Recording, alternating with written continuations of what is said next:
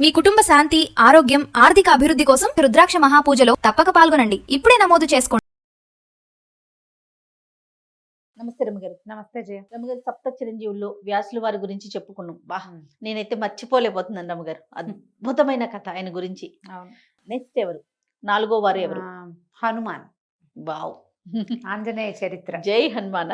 ఆంజనేయ చరిత్రను తెలియని వాళ్ళు ఎవరు జయ? అవునండి. ఇప్పుడు నిత్య నూతనంగా ఉండే కథలు. ఈ యుగంలో, త్రేతాయుగంలో రావణాసురుడి అభ్యున్నతి, అతను చాలా గొప్పవాడైపోవటం, పరాక్రమశాలిగా ఉండటం, తపస్సంపన్నుడుగా పరిణమించటం ఒక పాయింట్, ఒక దశ, ఒక రకం అనుకో. అతను భూమి మీద, అన్నిటి మీద, సమస్త ఆర్యావర్తం మీద ఆధిపత్యానికి ప్రయత్నం చేయటం, దేవతల్ని లొంగదీయటం, పాతాళాన్ని తన అదుపులో ఉంచుకోవటం, సమస్త ప్రపంచాన్ని గడగడలాడించే ధోరణిలో ఉండటం. ఇప్పుడు పుట్టాడు రావణాసురుడు. చాలా పెద్దవాడు. అయితే రావణాసురుడి పూర్వగాథ మనం పరిశీలిస్తే, వైకుంఠ ద్వారపాలకులైన జయ విజయులు ఇద్దరు సనక సనందనాదులతోటి శపించబడి భగవంతుడికి దూరమైపోయి, తొందరగా మళ్ళీ ప్రభువుని చేరడానికి, స్వామిని చేరేందుకు సులువైన మార్గాన్ని ఆయనే స్వామే ఉపదేశించగా, 3 జన్మలు విష్ణుద్వేషులుగా ఉండి నన్ను చేరుకోండి, లేదా 100 జన్మలు భక్తులుగా ఉంటారా, 3 జన్మలు శత్రువులుగా ఉంటారా. అంటే 3 జన్మలు అంటే అయిపోతుంది. 100 అంటే ఎన్ని జన్మలు? స్వామి సేవకి దూరం అవటం ఇష్టం లేక ఈ 3 జన్మలని వాళ్ళు ఎంచుకున్నారు, జయ విజయులు ఇద్దరు. జయ విజయులు అంటే విష్ణు ద్వారపాలకులుగా ఉండేవాళ్ళు, సాక్షాత్ విష్ణు స్వరూపులుగా కనపడతారు. వాళ్ళకు కూడా చాలా ప్రాధాన్యత కదా. ప్రాధాన్యత ఉంటుంది. ప్రతి దేవాలయంలోనూ బయట నిలబడి ఉండే జయ విజయులు ఇద్దరు కోరలు ఒకటి కనపడుతూ ఉంటాయి. కొన్ని చోట్ల కోరలు ప్రత్యేకంగా పెడతారు, కానీ శంఖచక్రధారులు పద్మమాలాలంకృతులుగా కనపడతారు. స్వామివారు ఎట్లా ఉంటాడో ఆ ద్వారపాలకులు కూడా అటగే ఉంటారు. జయుడు విజయుడు వీళ్ళు పుట్టారు భూలోకంలో. ఎలా పుట్టారు? భూలోకము అనకూడదు, రాక్షసులుగా జన్మించారు. మొదట హిరణ్యాక్ష హిరణ్యకశిపులుగా పుట్టారు. కృతయుగంలో హిరణ్యాక్ష హిరణ్యకశిపులుగా పుట్టారు. హిరణ్యాక్షుణ్ణేమో విష్ణువు వరాహ రూపంలో సంహరించాడు. హిరణ్యకశిపుణ్ణి అతని కోరిక మేరకు నరకేసరిగా జన్మించి పుట్టి, అప్పటికప్పుడు సద్యోజాతుడు క్షణంలో పుట్టేశాడు. అతనికి ఎలాంటి మరణం సంభవించాలని హిరణ్యకశిపుడు కోరుకున్నాడో అదే స్వరూపం కలిగిన ఒక ప్రత్యేకమైన స్వరూపంలో భగవంతుడు తనని తాను సృజించుకుని వచ్చాడు. వచ్చి హిరణ్యకశిపుడిని కూడా సంహరించాడు. ఆ జన్మలు అయిపోయింది. మళ్ళీ వీళ్ళిద్దరూ రావణ కుంభకర్ణులుగా జన్మించారు. రాక్షసులు అనగానే అదేదో వేరే జాతి అని అనుకోవటానికి వీల్లేదు. మనం బ్రహ్మ యొక్క సంతానం. బ్రహ్మదేవుడు ప్రజాపతుల్ని సృష్టించాడు. కశ్యప ప్రజాపతిని సృష్టించారు.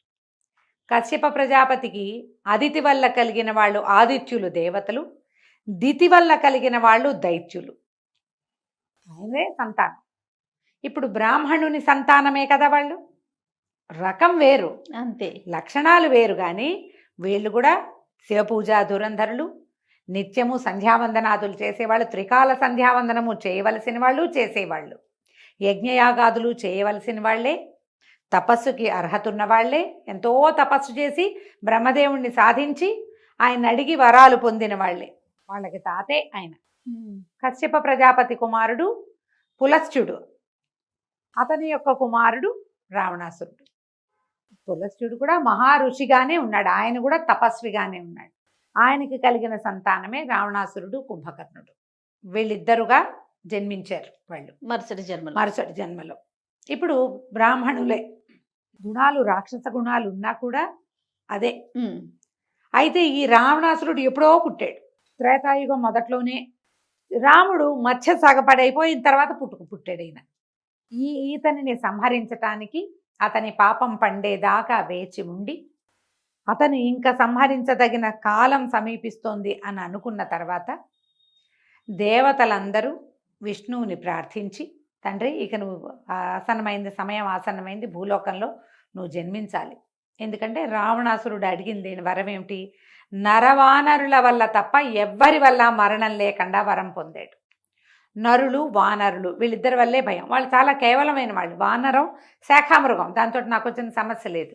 నరులతోటి అసలు లేదు. నరులు బలహీనులు, ఒక జీవితం కొంత మాటకే ఉన్నవాళ్ళు, తపస్సులు కూడా మా అంత వాళ్ళు చేయలేరు.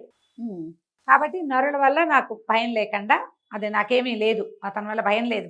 వాళ్ళని చూసి నేను భయపడను. వాళ్ళు తప్ప ఇంకెవరు నన్ను చంపకుండా వరం పొందాడు. అందుకని భగవంతుడు ఏం చేశాడు, నరుడుగా జన్మించటానికి పూనుకున్నాడు. సంపూర్ణ మానవావతారంగా జన్మించాడు. తను జన్మిస్తూ తనతో పాటుగా దేవతలందరినీ కూడా భూలోకంలో జన్మించమన్నాడు. అందుకని ఏం చేశారు, దేవతలందరూ అప్సరసల వలన రకరకాల సంతానాన్ని పొందారు. వానరులుగాను, తర్వాతేమో ఎలుగుబంట్లు వృక్ష జాతిగాను పుట్టారు. కోతులు, కొండముచ్చలు, ఎలుగుబంట్లు ఇవన్నీ దేవత సంతతి. అందరూ దేవతల సంతానమే. అందరూ వాళ్ళు సుగ్రీవులు వీళ్ళందరూ కూడా కొంతమంది ఋషుల వల్ల, కొంతమంది దేవతల వల్ల, ఇట్లా దేవతాంశలతోటే జన్మించారు. మహాబలవంతులైన వాళ్ళు. కోతంటే ఎంత ఉంటుంది, దానికి యుద్ధ విద్యలు ఏమిటి, అవన్నీ ఎట వచ్చాయి, ఇది వల్ల వచ్చాయి. అయితే భగవంతుడు తను జన్మించటానికి ఆసరాగా ఎవరిని చూసుకున్నాడు, అప్పటికే భగవంతుని యొక్క అంశావతారమైన పరశురాముడు భూలోకంలో ఉన్నాడు, అంశాస్వరూపంగా ఉన్నాడు. ఇప్పుడు పూర్ణావతారుడుగా జన్మించాలి.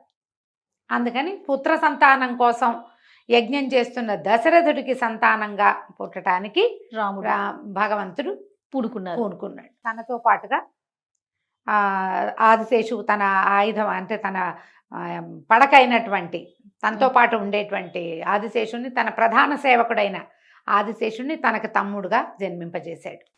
ఆయన యొక్క శంఖచక్రాదులే భరత శత్రుఘ్నులు అంటారు. శంఖచక్రాలు అంటే భుజబలాలు, ఆయన యొక్క భుజాలే ఇట్లా జన్మించినాయి అని, ఆయనలోని భాగాలే వాళ్ళు జన్మిస్తామని చెప్పారు. అప్పుడు ఈ దేవతల అంశలతో జన్మించిన అందరితో పాటుగా రుద్రాంశ సంభూతుడైన ఆంజనేయుడు కూడా జన్మించాడు. ఈ రుద్రాంశని ఎవరి వల్ల కలుగుతాడు అంటే ఈ వాయువు వల్ల కలిగేలాగా ఏర్పరిచారు. అవడానికి రుద్రాంశ, కానీ రుద్రుడి వల్లనే కలగలేదు ఆయన. వాయువు వల్ల అంజనాదేవికి కలిగాడు. వాయుదేవుడి వరం వల్ల పుట్టాడు. కేసరి అనే ఒక వానర రాజుకు భార్య అంజన. ఆమె పుత్ర సంతానం కోసం తపస్సు చేస్తుంటే వాయుదేవుడు ఆమెను కరుణించాడు. ఆమెకి సంతానంగా ఆంజనేయుడు కలిగాడు. పరమ బలవంతుడు పుట్టుకతోటి. తండ్రి కేసరి ఆయన వానరరాజు కాబట్టి వానర స్వరూపంలోనే కలిగాడట ఆయన.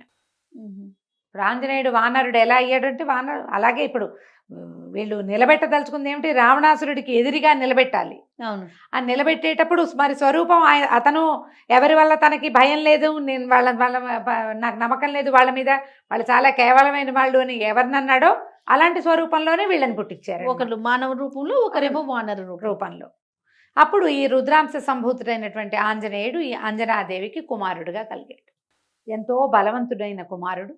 ఊయల్లో పడుకోబెడితే ఈ కథ విశేషంగా చెప్పుకుంటారు.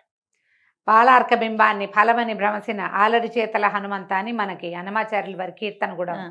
ఈ ఉదయిస్తున్న సూర్యబింబాన్ని చూసి అదేదో పండుగ భ్రమపడి సూర్యబింబం వైపుకి పరిగెత్తాడు, ఎగిరాడు. ఎగిరేసరికల్లా ఈ బింబాన్ని మింగబోతున్నాడన్న అనుమానంతో ఇంద్రుడు ఏం చేశాడట, వజ్రాయుధంతో తోశాడు. అది మొహం మీద తగిలింది, దవడకి తగిలింది. ఇక్కడ పడిపోయాడు, కిందకి పడిపోయి స్పృహ పోయింది. జీవించి ఉన్నట్టుగా లేదు. ఎప్పుడైతే తన అంశ సంభూతుడైనటువంటి కుమారుడు ఇట్లా నేలను పడిపోయాడో ఆంజనేయుడు మన వాయుదేవుడికి విపరీతమైన కోపం వచ్చిందట. నా అంశ వల్ల జన్మించిన వాడు ఇంద్రుడు ఇట్లా నా తోటివాడు కదా, ఇంత పని చేశాడని గాలి స్తంభించిపోయింది. అప్పుడు వాయుదేవుణ్ణి సంతోషపెట్టడానికి బ్రహ్మాది దేవతలంతా వచ్చి ఈ పడిపోయిన కుమారుణ్ణి లేవదీసి అతన్ని స్వస్థత పరిచి అనేక వరాలు ఇచ్చారు. బ్రహ్మదేవుడు చిరంజీవిగా భవిష్యత్ బ్రహ్మగా ఈయన్ని ఆశీర్వదించాడు ఆ బాలుణ్ణి. ఈ మొహం మీద దెబ్బ తగిలింది కదా, అది దవడ కొంచెం వాచినట్టయిందట. హనుమ, ఆ హనుమంతుడు అనే పేరు అదే.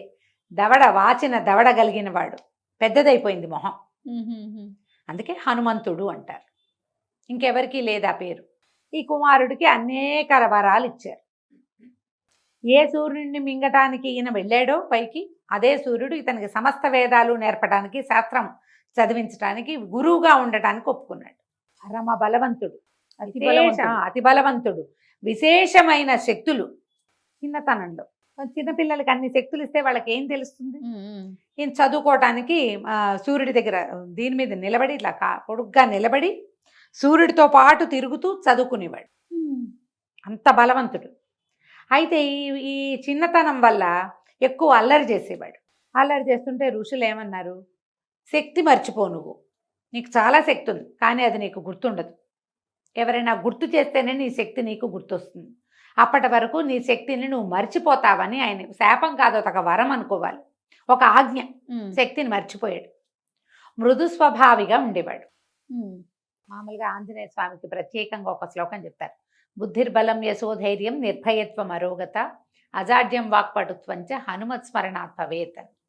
ఆంజనేయుడిని స్మరిస్తేనే బుద్ధి బలము, యశస్సు ధైర్యము, నిర్భయత్వము, అరోగత, అజాడ్యత్వంతో పాటు వాక్పటుత్వం కూడా ఆంజనేయ స్మరణ వల్ల వస్తుంది. ఎందుకంటే అవన్నీ గుణాలు ఆయనకున్నాయి. బుద్ధిమంతుడు, బలశాలి, యశస్సు ఆయనకి లభించినంత మహాభక్తుడన్న కీర్తి లభించిన వాడు ప్రపంచంలో ఇంకొకడు లేడు. అవును. ఇప్పుడు గరుత్మంతుడు విష్ణువుని అనుసరించే ఉన్నాడు. అవును. కానీ గరుడ గర్వభంగం కథలున్నాయి. ఆయన ఏదో ఒక దశలో ఆయన గర్వించి అదుపు చేయబడ్డాడు. మహాభక్తుడే గరుత్మంతుడు. స్వామి సేవకుడుగానే ఉన్నాడు, వాహనంగానే ఉన్నాడు. కానీ ఆంజనేయ స్వామికి ఆ గుణం లేదు. పరమభక్తుడుగా ఉన్నాడు భగవంతుడి పట్ల. అతి విధేయంగా ఉన్నాడు. ఎంత విధేయంగా ఉన్నాడంటే, నువ్వు రామ అంటే ఎవడు రామ అన్నా వాడి పక్కన నిలబడేంత విధేయత. అలాంటి భక్తుడే లేదు లోకంలో. భగవంతుణ్ణి భక్తుణ్ణి ఇద్దరిని పూజించే అవకాశం కేవలం రాముల వారికి ఆంజనేయ స్వామికి ఉంటుంది. అలాంటి భక్త శిఖామణి ఇంకొకటి లేడు చరిత్రలో. పరమ అమిత బలవంతుడు, అమిత ధైర్యశాలి, అమిత సాహసి, అమిత వినయవంతుడు కూడా. అవన్నీ ఉన్నవాడికి వినయం ఉండదు చూడు. ఇవన్నీ ఉన్న వాళ్ళకి చక్కగా మాట్లాడటం, జాగ్రత్తగా మాట్లాడడం, అవి ఎట్లా వస్తే దురుసొచ్చేస్తుంది మాట. బలశాలి అయిన వాడు వినయవంతుడుగా ఉన్నట్టు కనపడదు అసలు చరిత్ర. అలాంటి ప్రత్యేకమైన విశేషమైన వ్యతిరేక లక్షణాలు కలిగి ఉన్నవాడు ఆంజనేయుడు. అన్ని సందర్భాల్లోనూ కనపడతాయి మనకి. రామాయణం తీసుకుంటే సుందరకాండ పరమాద్భుత కాండ. రామాయణంలో 2 ప్రత్యేక ఘట్టాలు అందరూ ప్రపంచంలో ప్రతి వాళ్ళు పారాయణ చేయాలనుకుంటారు. చాలా పవర్ఫుల్గా చెప్తారు. ఒకటి సుందరకాండ, రెండోది ఆదిత్య హృదయం. ఈ 2 మనం చెప్పుకుంటాం కదా. అవునండి. సుందరకాండ చదివితే ఎన్ని సమస్యలైనా తీరుతాయి. సుందరకాండలో ప్రత్యేకంగా చెప్పబడిన ఘట్టం ఏమిటి? హనుమ వెళ్ళి సీతాదేవిని చూసి రావటం. సీతాదేవిని నేను చూశానని రాముల వారికి వచ్చి చెప్పటం. ఈయన తన బలాన్ని తెలుసుకుని సముద్ర లంఘనం చేయటం, సీతాదేవి కనపడడం, ఆమెను వెతకటం, సీతాన్వేషణ కూడా. ఆ అన్వేషణలో ఆయన రకరకాల వాళ్ళని చూసి రకరకాల భావోద్వేగాలకి గురవటం. సీతాదేవి దొరకలేదని బెంగపెట్టుకోవటం. కనపడదు, దొరకలేదు ఆయనకి. ఇప్పుడు నేనేం చేయాలి, ఎలా చెప్పను? చెప్తే ఆయన ఏమైపోతాడు? ఆయన రాముడేమైనా అయితే లక్ష్మణుడు ఏమవుతాడు? మాట దక్కలేదని సుగ్రీవుడు ఏమైపోతాడు? వీళ్ళంతా ఏమవుతారు అని బెంగపెట్టుకుంటాడు. చివరికి అశోకవనంలో సీతను చూస్తాడు.